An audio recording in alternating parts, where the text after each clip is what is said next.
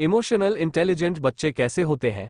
कुछ बच्चे बचपन से ही बहुत समझदार होते हैं, लेकिन वे उतने ही भावुक और संवेदनशील भी होते हैं। ऐसे इमोशनल इंटेलिजेंट बच्चों को कैसे पहचानें?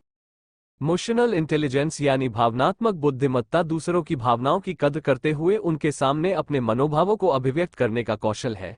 इन क्षमताओं को विकसित करने के लिए बच्चे को इमोशनली इंटेलिजेंट बनाना जरूरी है। कुछ बच्चे शांत स्वभाव के होते हैं और बात बात पर रोने लगते हैं।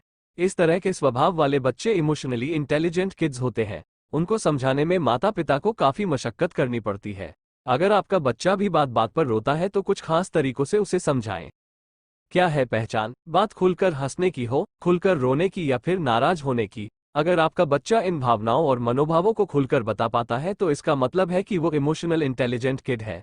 ऐसे बच्चे दूसरों के लिए दिल में हमेशा सहानुभूति रखते हैं और दूसरों की बातों को समझने और उनके साथ भावनाओं को साझा करने की क्षमता रखते हैं। इस तरह के बच्चे किसी से भी बात करने में हिचक महसूस नहीं करते। उनका संवाद कौशल बहुत अच्छा होता है। वे दूसरों की बातों को बहुत ध्यान से सुनते हैं। कैसे समझाएं? अगर आप एक बुरे दिन के बाद घर लौटती हैं और कोई बात या चीज आपको परेशान कर रही है, तो ऐसे में आप शांत रहते हुए कह सकती हैं कि आप अच्छे मूड में नहीं हैं और दूसरों को सुनने से पहले आराम करने तथा शांत होने के लिए कुछ समय चाहिए।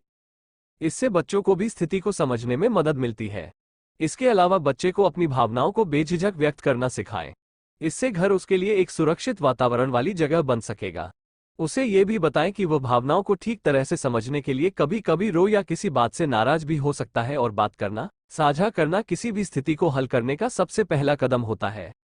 बच्चे अपने आवेगों और भावनाओं को आसानी से नियंत्रित नहीं कर पाते हैं। उदाहरण के लिए, अगर आपके बच्चे को चीजों को इधर उधर फेंकने की आदत है और एक दिन ऐसा न करके वो स्पष्ट रूप से कहता है कि वो गुस्से में है, तो उसे गले लगाएं। उससे कहें कि आपको इस बात पर गर्व है कि उसने बात की और कोई गलत कदम नहीं उठाया। उसके गुस्से को बातों से दूर करें। बच्चे को यह भी सिखाएं कि हर फैसला जीत या हार से जुड़ा नहीं होता है। कुछ ऐसे समाधान भी हो सकते हैं जो जीत से ज्यादा अहमियत रखते हैं।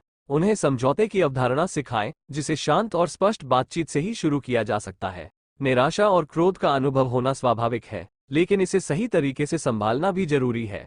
बच्चे को एक बॉक्सिंग बैग उपहार में देकर उसे फिजिकल एक्टिविटीज में शामिल करने का प्रयास करें, जो उसके गुस्से को दूर करने में मदद कर सकती है। इस तरह सरल और स्पष्ट तरीके से क्रोध का उपयोग करके उसे सकारात्मक रूप में बदलना बेहतर रहेगा।